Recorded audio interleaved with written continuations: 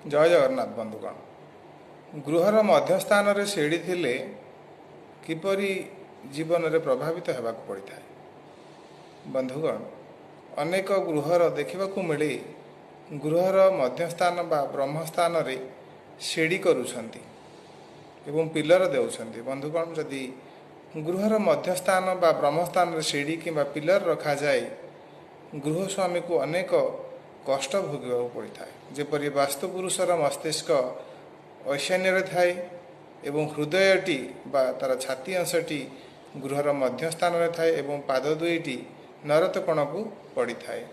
जदि आमे कौनसी गृहर सीढ़ी किंबा पिलर गृहर मध्यस्थान रे बा ब्रह्मस्थान रे किंबा वास्तुपुरुषर छाती अंशरे आमे ताकू पीड़ा दे थाए आमको मध्य से अनुरूप पीड़ा भोगिया को पड़ी थाए।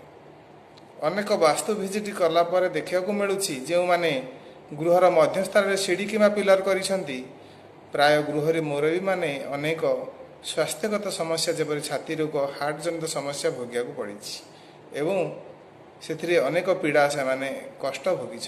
बंधुगण गृह करने समय गृहर मध्यस्थान को आगे रिमार्क करंतु, मध्यस्थान को खोला रखंतु। मध्यस्थान टॉयलेट सीढ़ी किंबा पिलर केबे भी करंतु नहीं।